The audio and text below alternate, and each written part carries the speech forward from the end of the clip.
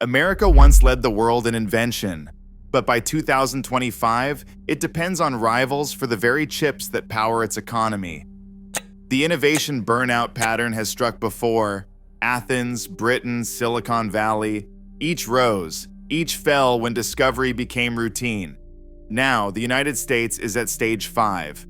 How did a nation built on breakthroughs become a tenant in its own future? The answer begins with what made them great. In ancient Athens, discovery was more than a privilege. It was a public responsibility. The city's leaders financed schools and paid stipends to philosophers, mathematicians, and scientists, believing that knowledge itself was a civic good. Across the marble columns of the agora, debate and inquiry thrived in full view of ordinary citizens. Socrates questioned, Plato theorized, and young Aristotle listened, all under the protection of public funding. For a time, Athens became the world's laboratory, where new ideas were not just welcomed, but expected. But when the Peloponnesian War drained the city's treasury, priorities shifted. The state slashed support for scholars, seeing research as a luxury in an age of hardship. The impact was immediate. Aristotle, unable to sustain his work, left Athens for Macedon, taking with him not just his own genius, but a living tradition of open inquiry. As public support faded, the agora's debates fell quiet, and Athens lost its place as the center of discovery. What began as a civic mission ended in silence, showing how the withdrawal of state backing can scatter even the brightest minds. The story of Athens reveals that when a society invests in discovery, it shapes its own future. But when it stops, the consequences echo far beyond its borders. In 19th century Britain, invention became a national calling. The Patent Law Act of 1852 swept away the old tangled system of monopolies and local privileges, replacing it with a modern, streamlined patent office. Overnight, inventors from every walk of life could register new machines, processes, and ideas, no longer blocked by guilds or royal favor. The Royal Society, founded in 1660 but now thriving in the industrial age, became the epicenter of scientific exchange. Its meetings buzzed with breakthroughs in chemistry, engineering, and medicine. Each discovery quickly documented and shared. Patent officers worked overtime as applications poured in, their ledgers filling with designs for steam engines, telegraphs, and textile machines. By the 1850s and 1860s, Britain was generating about half of the world's inventions. Shipyards, factories, and laboratories pulsed with activity, and the country's exports reshaped global trade. Scientific societies published journals that reached from Manchester to Mumbai, fueling a sense that no problem was too complex to solve. The combination of legal incentives and public recognition turned invention into a career as well as a civic achievement. For a generation, the pace of discovery seemed limitless, with each patent and published paper reinforcing Britain's place as the engine of the world. In the late 1990s, the heart of American innovation, Silicon Valley, began to change. The region that once championed wild ideas and open-ended research saw its biggest laboratories turn inward. In 1996, Bell Labs, long known for Nobel-winning breakthroughs, sent an internal memo. Basic research was over. Lucent Technologies, now focused on quarterly earnings, ordered labs to cut blue-sky projects and redirect talent to immediate commercial goals. Over 100 scientists and engineers, some with decades at the lab, faced a choice: join the new business units, pivot to academia, or leave research behind. The sense of loss was palpable. One physicist described the day as an intellectual funeral. The story echoed across Silicon Valley. By the early 2000s, startups that had once chased moonshots now measured success in ad clicks and user data. Google, once famous for its X Lab, quietly shelved projects that didn't promise immediate returns.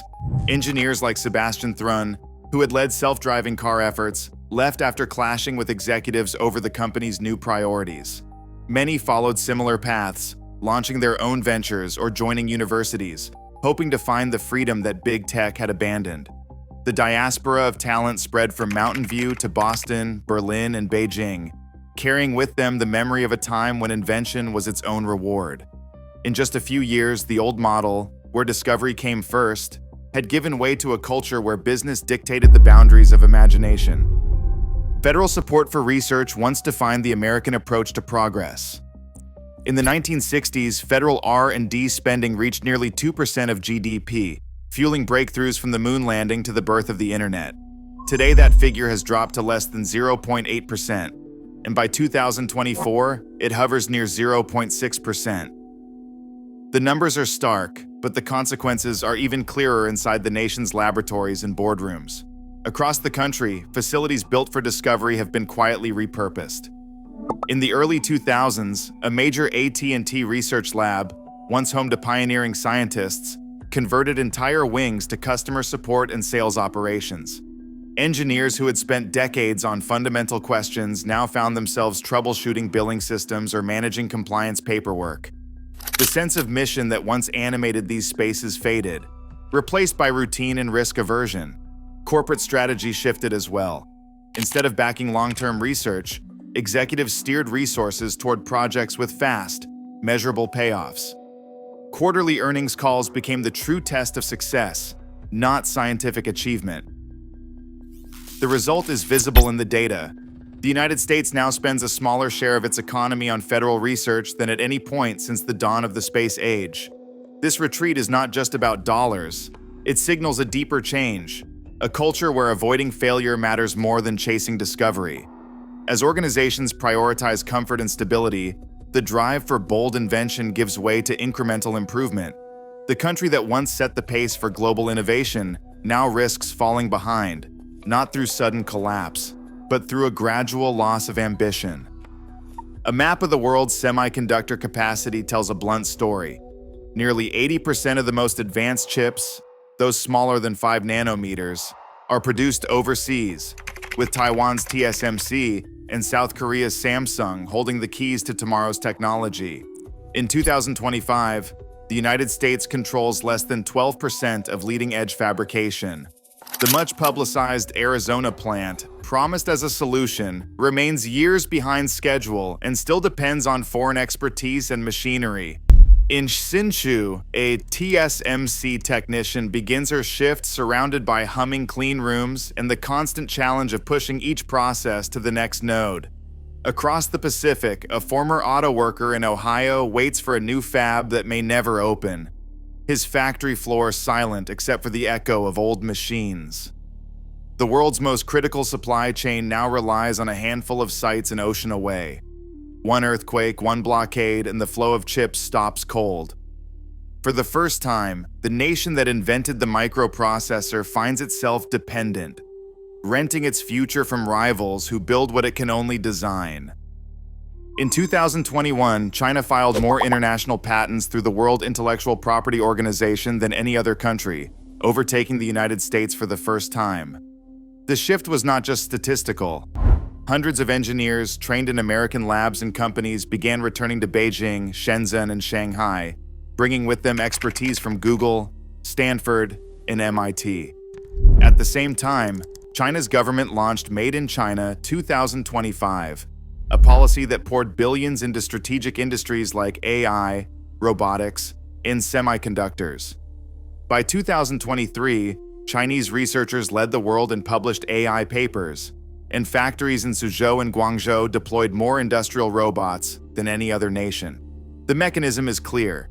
As one country's innovation system slows, its talent and know-how migrate, or are actively recruited, by rising powers. Patent filings, research output, and industrial scale become the new metrics of leadership. The world's next technological center is built not just on invention, but on the lessons and people left behind by the last one. In 2025, less than 0.8% of US GDP goes to federal research and development, a level not seen since before the space race. The documentary has shown how Athens, Britain, and Silicon Valley each moved from discovery to dominance, then to comfort and decline. Key evidence includes the migration of scholars after public funding cuts in ancient Greece, Britain's loss of global patent leadership after the 19th century, and the exodus of American researchers when basic research divisions closed. Today, the US depends on overseas factories for almost all advanced semiconductors, and China surpassed the US in international patent filings in 2021. While some policy files and boardroom decisions remain classified, The available record confirms that every leader in innovation eventually faces strategic dependency. The historical pattern is clear. When invention becomes routine, momentum shifts elsewhere. The fate of innovation is not determined by talent lost, but by support withdrawn.